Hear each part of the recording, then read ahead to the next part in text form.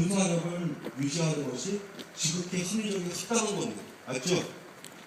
그 방공식별구역이라고 하는 것은 영해하고 관계없이 좀 더 영해가 더 넓은 지역을 설정해서 비행기가 요즘에 음속으로 다니니까 그 지점에 진입하면 영공에 들어온 것으로 간주하겠다. 그래서 영공 침해하는지 아닌지를 식별하는 기준으로 삼겠다고 하는 것이 방공식별구역입니다. 맞죠?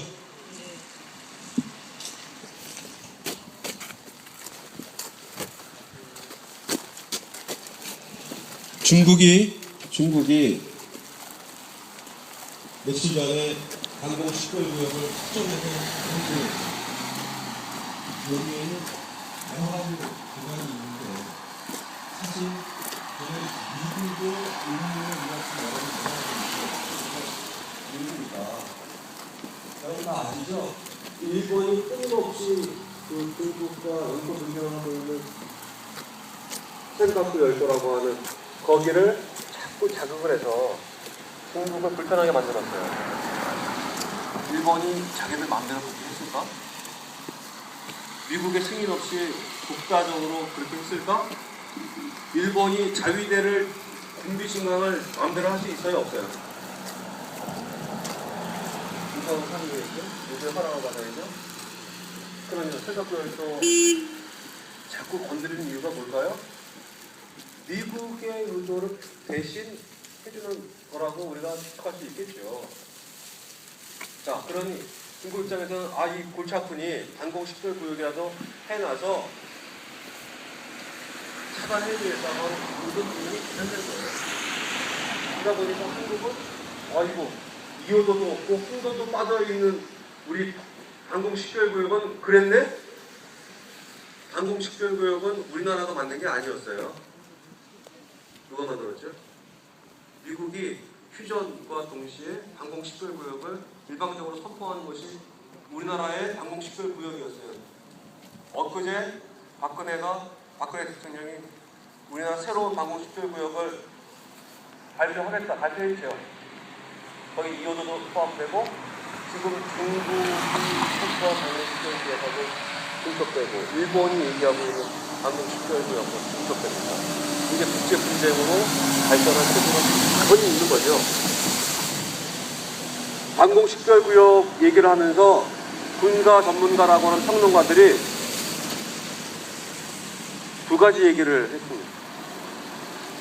한 가지는 중국, 일본의 군사력과 비교해서 우리나라가 현격히 뒤떨어져 있으니 군비를 대대적으로 확충하고 선진화해야 한다. 두 번째는 2호도를 중심으로 해서 만약에 국제 분쟁이 생긴다면 해군기지뿐만 아니라 공군기지도 새 남단에 배치해야 된다. 아예 제주 해군기지는 정당화된 거예요. 그냥 기정사실화된 거고 추가로 공군기지조차도 군산 대구에 있는 것을 더 남쪽으로 옮겨와야 된다고 얘기했어요. 우리나라 영공을 휴전선까지 아니라 백두산까지라고 치더라도 군산 비행장이나 대구 비행장에서 이륙한 전투기가 백두산까지 가는데 걸리는 시간은 10분 정도예요. 10분. 우리나라 영공은 넓지가 않아요. 시척에 있는 거리잖아요. 우리가 저기 시베리아까지 갈 일도 없고 모스크바까지 갈 일이 없고 워싱턴까지 갈 일이 없잖아요. 그래서 우리는 공중급유기라고 하는 최첨단 공중에서 급유해주는 비행기가 필요하지 않은 아주 영토가 적은 나라입니다. 그런데 아예 대놓고 공중급유기가 있어야 되는 실정이 당연한 기정사실처럼 얘기하고 있는 것이 이 방공식별구역과 관련된 논쟁에서 군사 팽창주의, 군수산업 전문가들 군비를 확충해야 한다고 하는 군부 마피아들이 목소리를 높여서 얘기하고 있습니다. 여러분, 중국 때문에 먹고 사는 나라가 우리나라입니다. 지금 그렇죠? 아닌 게 없잖아요. 우리나라 지금 슈퍼에 가면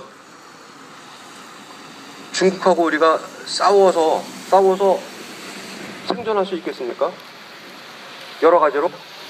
또 지금 중국이 군사적으로 무기를 확충하고 팽창하고 있는데 중국이랑 군비 경쟁을 해서 대등한 위치로 갈 수 있겠습니까, 우리나라가?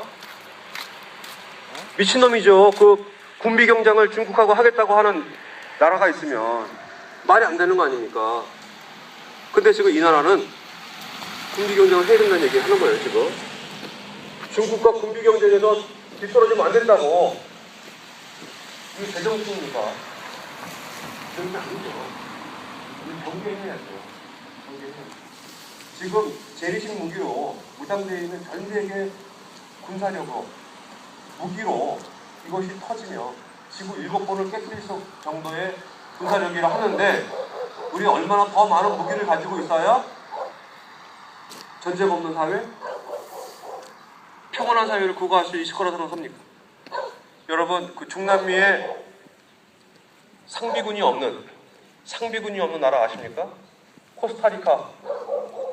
헌법에서 군대를 주둔하지 않도록 헌법을 개정했어요. 그 나라는 군대를 해산한 나라입니다. 근데 그 나라는 원래 평온한 나라니까 군대를 해산한 게 아니에요. 그 나라는 쿠데타도 많았고 내전이 많았던 나라인데 아예 군대를 없애서 지금까지 쿠데타나 내전이 없는 나라로, 그리고 실제적으로 군대를 해산한 나라로 아주 성공한 사례를 꼽히는 나라가 코스타리카입니다. 그 나라가 보여주는 교훈이 이런 겁니다. 국제적인 분쟁이 생겼을 때 분쟁의 제일 좋은 해결 방법은 군사력으로 해결하는 것이 아니라는 거예요. 뭘로 해결하느냐? 외교력. 돈 안 주고 해결할 수 있는 방법이 있어요. 코스타리카는 외교력으로 분쟁을 해결하는 나라로 아주 모범이 된 나라입니다. 왜 우리는 그런 나라의 모범을 다른 생각하지 않고 미국의 사주를 받아서 F-35 어마어마한 비용이 드는 비행기를 사들여야 되고, 북한의 잠재적인 위험에 맞서서 국방비를 엄청 증액하고 이제는 중국과 군비 경쟁을 해야 먹고 사는 나라로 전락한 이 지경이 됐는지 모르겠어요. 그러니 이 땅의 평화가 도래하기 위해서 군비 경쟁을 하지 말아야죠. 이 땅의 군사력도 줄여야죠. 단축해야죠. 그것이 공존의 길, 평화의 길이 아니겠습니까? 예수님이 말씀하시는 너희 정말 평화의 길로 가고자 한다면 우리가 취해야 할 가진과 결심이 무엇이어야 되는지 우리 방공 식별구역 이 문제와 관련해서 또 식목이 도입해야 하는 국가 결정의 즈음에 우리가 어떤 생각을 해야 되는지 깊이 반성하는 계기가 됐으면 좋겠습니다. 공사장 정문에서 경찰이 철수했습니다. 어떤 작전을 피우려고 철수했는지 모르겠습니다. 지금 경찰은 사업단 정문에만 배치되어 있습니다. 4명 남겨놓고